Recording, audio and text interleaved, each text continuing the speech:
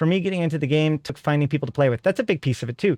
But that's actually something I say about like the learnable game and making it fun and all that sort of stuff. Like, I'm not saying do anything damaging to PvP. In fact, I want PvP to be great. I want the people that are participating in PvP to be as armed and as numerous as possible. What if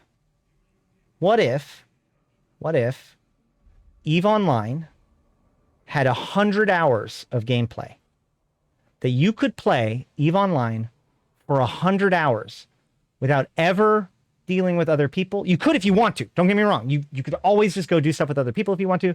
But if you wanted to, if you just did it yourself, you could get 100 hours worth of gameplay before you start running out of content. Like, let's say right now that the end of real content is SOE Epic Arc, right?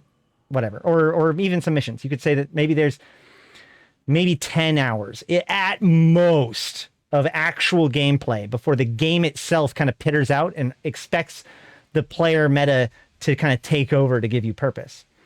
What if the game itself had enough interesting stuff going on, things to pursue, things to go after, things to build towards, that you actually felt that you could build towards it, that are breadcrumbed forward, story that happens, people to meet, things to do, accomplishments to make, that it has about 100 hours of decent gameplay that somebody could conceivably play EVE Online for 100 hours without being bored and not running into other people.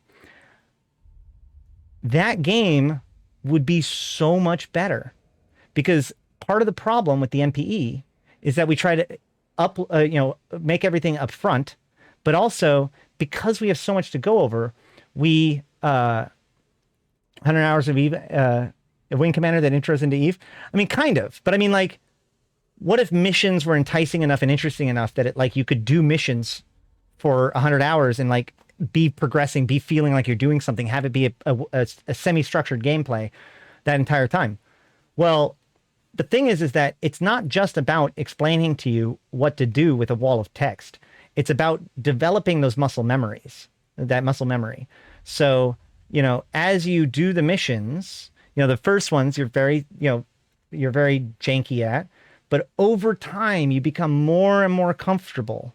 And over time they can introduce more and more complicated systems. And over time you gain increased confidence until you know for a fact at the end of it that you're performing way better than you ever would have at the very beginning. You're no longer having confusion. You're no longer having to remember, you're no longer having to think about whether or not you orbit. You're no longer having to remember what the hotkeys for locking is. What if the single player nature of the game was effective enough at engaging you long enough that you could actually learn the game through gameplay? That would be amazing. And in my opinion, the population of people that would be participating in PvP and further stuff will be increased. A lot of times, the common wisdom that I hear is that if CCP makes PvE too good, that would be hurtful to PvP. But I'll tell you this, and I know this from experience. I've tried it many times now, and I've proven it out many, many times. If you don't push people, they will push themselves eventually. Okay?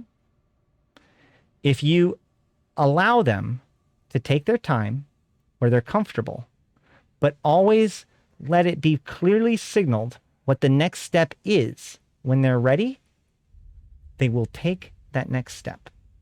If you tell somebody who's straight out of the MPE that they need to go learn to PvP by fighting people, and if they're not willing to go fight right now, then it's not worth playing the game, then there's a really good chance that they're going to deem themselves not ready to do it and quit. But if you say, don't worry about it, just do whatever the fuck you want, just do just do missions or whatever, the problem is that they have no confidence. They have no sense of mastery yet. None. So why would they join a competitive world? They would just see that as being them taken advantage of. But if you just allow them to just exist in the tier that they want to do and have that be fine, then what happens is suddenly it goes from being enough to boring and routine. And then once that step is boring and routine, then you can take on the next step. We should not be convincing people to go try to do PvP when they can't remember how to warp, when they can't remember how to orbit. I mean, they can jump into it. There are plenty of people that jump into the fire as their way of learning. But to suggest that that is the way that somebody should learn ends up pushing people away.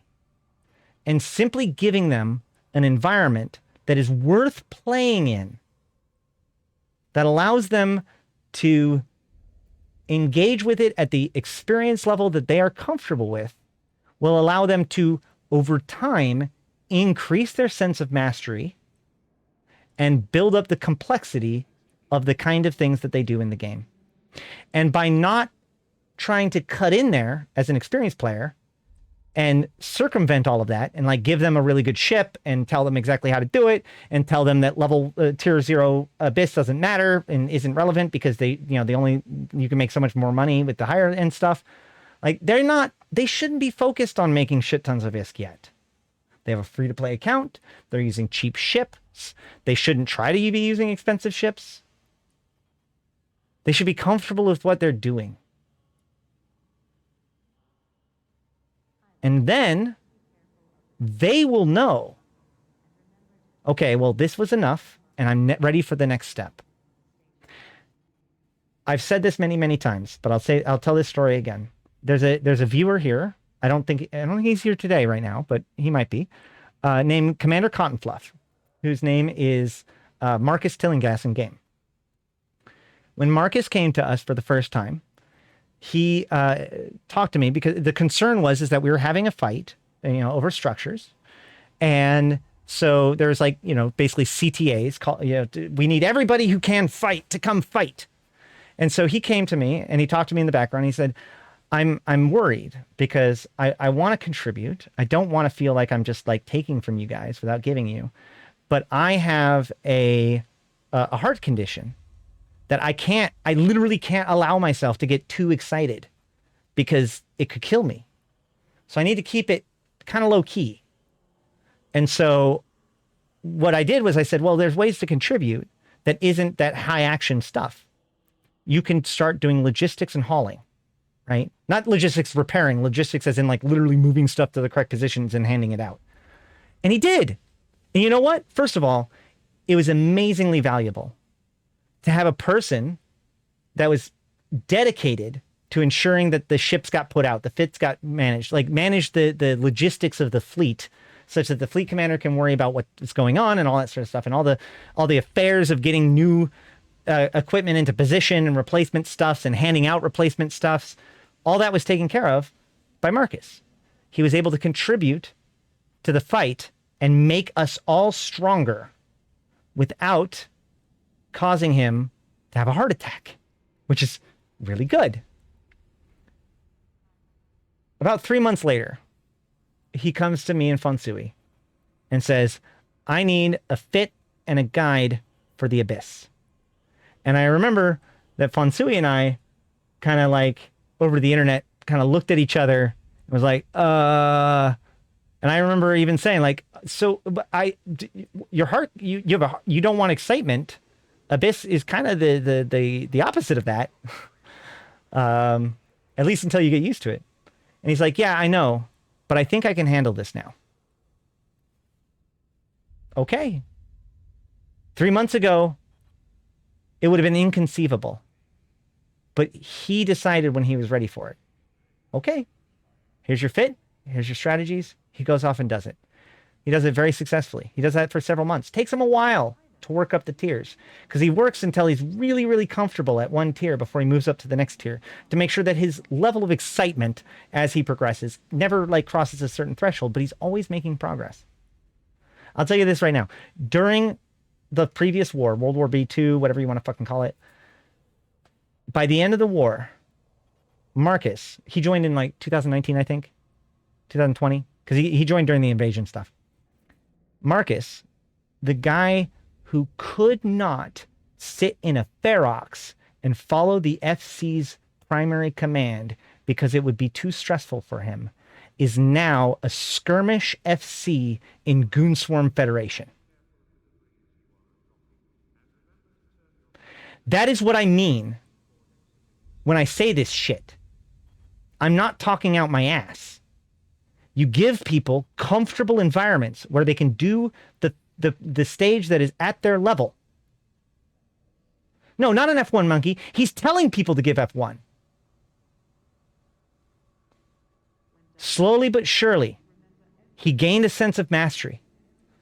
Each step of the way, 3 steps in front seemed way too daunting. But the next step is within reach. The next step is always within reach. That is how we bring people into the game. That is why I say, what if Eve had 100 hours of gameplay? If you played through 100 hours of PvE gameplay and in an engaging way, like you felt okay about it by the end of it, you're like, whew, that was fun. You will be a pilot by the end of it.